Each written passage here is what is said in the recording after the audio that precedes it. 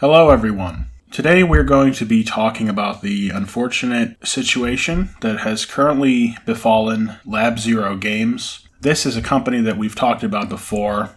They created Indivisible and also Skullgirls, but it seems that within the last 24 hours the future of this company is very uncertain. So in order to talk about what's happening, we need to go back a few months. This isn't stuff that I was really following closely at the time, but there was some controversy surrounding this studio's founder, Mike Zaimont, specifically over some comments that he had made towards women online or some just very tone-deaf jokes that he had put out there. I'm not really going to get into that too much. It doesn't look good for him. A lot of the stuff that I saw was kind of creepy and embarrassing, and not really how you should be acting towards anybody. But this ultimately ballooned into a situation where more and more stuff started coming out. I'm not sure about the validity of any of that. It doesn't really matter, though. The point is the company was aware of this and intended to do something about it. However, it appears that now there's a bit of a crisis. It seems like Mike Z's incidents becoming public caused many employees who've worked at Lab Zero to communicate with one another and realize that it seems like the people at Lab Zero, when they sort of communicated with each other and put everything together, they realized that Mike Z is not a good boss, and they don't really want him involved anymore. However, it seems like that's not really something that can happen, because Mike Z owns Lab Zero Games. This apparently wasn't intended to be the case. I'm not exactly sure what led to this, but this is the situation that the company has now found itself. So the board of Lab Zero has been negotiating with Mike Z for a while. They put him on administrative leave. Apparently negotiations were very difficult because he was asking for a lot of money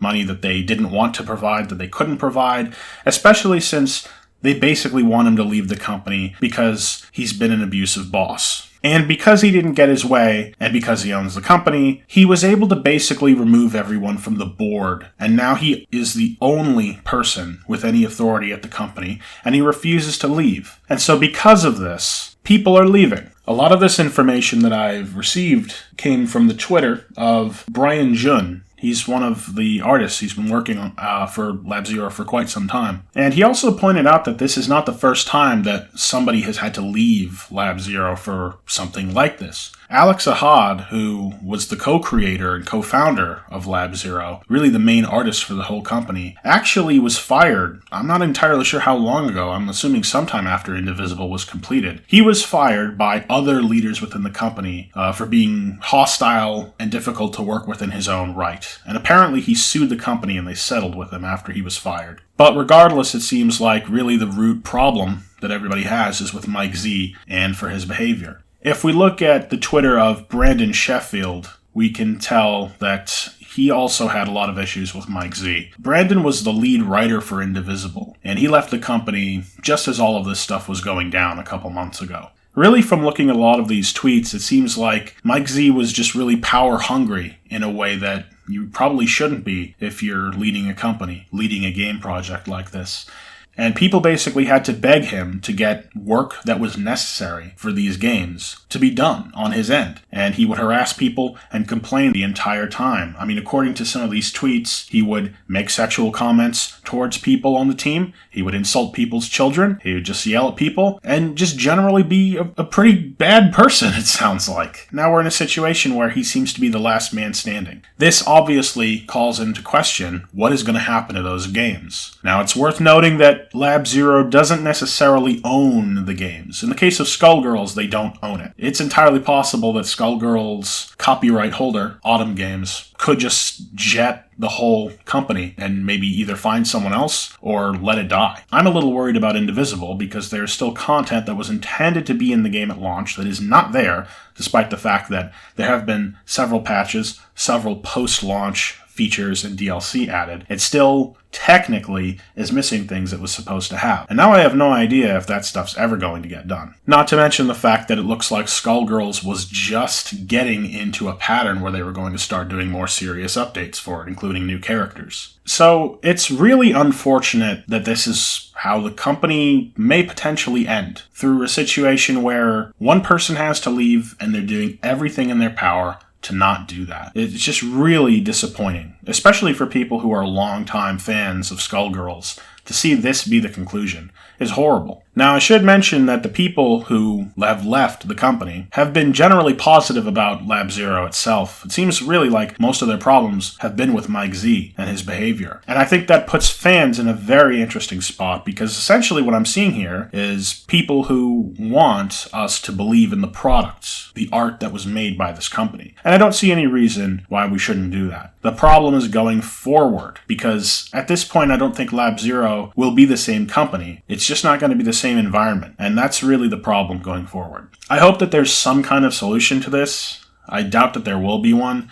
I fully expect more things to come out. I fully expect Mike Z to make some kind of retort as to why these things aren't his fault, even though I don't really think there's any reason to not believe people here. And let me just make this completely clear in case I haven't already. I'm not really talking about the weird simping stuff. I'm not talking about the stuff that when he was sliding into people's DMs. I'm talking about the way that he's handled his company. Because at the end of the day, that's what's driving these people away, is that his behavior has been a problem for a long time. And now that it's in the public light, and now that people feel like they can talk about it publicly with each other, they're all realizing that he was a lot more of a problem than they thought. And it doesn't seem like he's willing to do anything about that, which is really unfortunate. So I know that I said I would do a follow-up video on Indivisible. It's something I have definitely thought about doing. I don't think the game is quite at the place where a video like that could happen. But now I'm not really so sure. It really depends on how this all plays out and whether or not it resolves, in my opinion, in a way that is good for the gamers. So I wish everybody luck who's at Lab Zero, who can maybe find a way to go on in spite of the company being in a bad spot right now. I certainly would agree